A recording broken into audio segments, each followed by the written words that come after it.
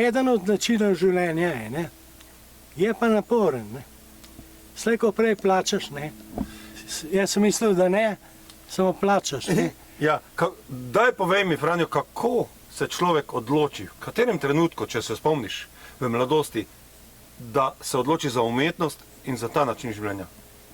Kdaj, kako do tega pride? Vse veš, da glede tega, ne, najtežje je za literaturo pisanjem, ne. Če si slikar, pa to, imaš barve, meni se zdi, da je glasba pa sploh, če ustvarjaš glasbo. Se mi zdi lažje, ne. Tukaj je takoj jezik, ne. In dejstvo, da moraš preden sploh začneš, moraš imeti en korpus prebranga, ne. Moraš imeti nekaj, ne gre za znanje, ne. Po drugi strani pa želja, kaj jaz vem, kako bi opisal nekaj, kar te žene, ne.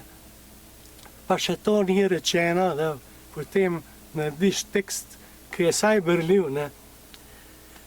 Tako, ne vem, jaz sem delal te stvari res nekatere avtobiografsko, potem pa kasneje vedno manj, ne, ker nisem živel v Los Angelesu, ne, ki je Bukovska ena in da je 300 različnih gostiln, oziroma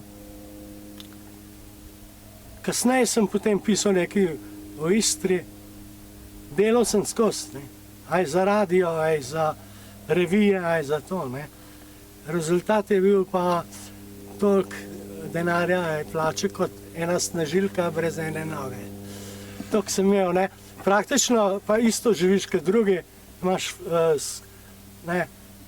obveznosti in tako naprej. Čeprav nisem nikoli obvladal teh zadev, ne. Skratka, lahko rečem, da čas je minil tako.